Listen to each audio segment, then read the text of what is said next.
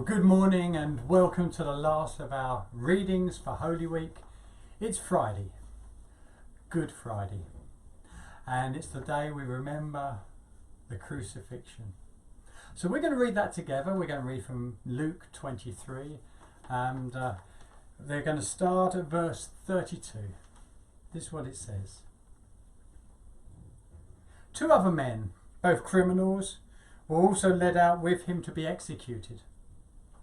When they came to the place called the Skull, there they crucified him, along with the criminals, one on his right and the other on his left.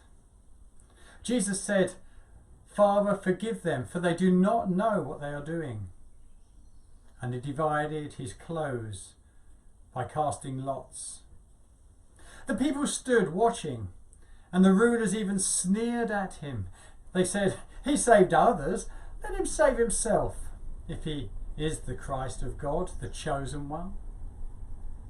The soldiers also came up and mocked him. They offered him wine vinegar and said, "If you're the king of the Jews, save yourself." There was written a notice above him which read, "This is the King of the Jews." One of the criminals who hung there hurled insults at him. "Aren't you the Christ? Save yourself and save us." But the other criminal rebuked him. "Don't you fear God," he said, "since we are under the same sentence. We are punished justly, for we are getting what our deeds deserved. But this man has done nothing wrong." Then he said, "Jesus, remember me when you come into your kingdom." Jesus answered him, "I tell you the truth, today you will be with me in paradise." It was now about the 6th hour, and darkness came over the whole land until the 9th hour. For the sun stopped shining, and the curtain in the temple was torn in two. Jesus called out in a loud voice, "Father, into your hands I commit my spirit." When he had said this, he breathed his last. The centurion, seeing what had happened, praised God and said, "Surely this was a righteous man."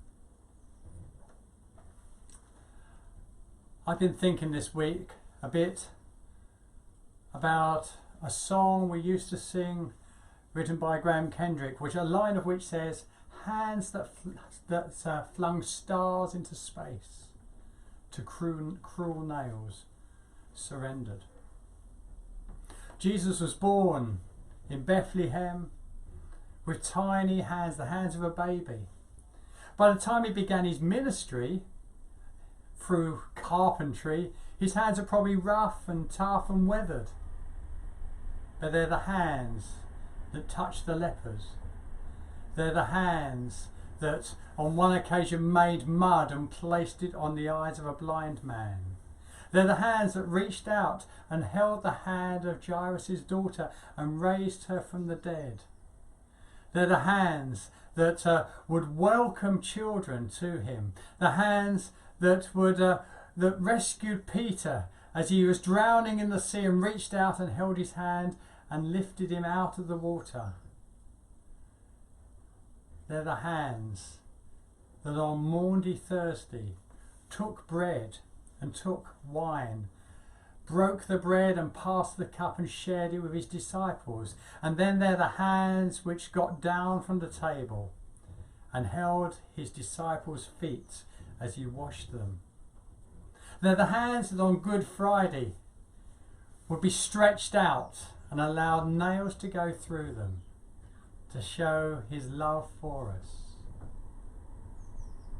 You know, there's a Greek word that's in the New Testament, one of the words translated as worship, proskenio. It means to bow and kiss the hand. As we reflect this Easter on what Jesus did for us, let's bow and kiss the hand of Jesus in worship. Let's reflect on that this Good Friday. Amen.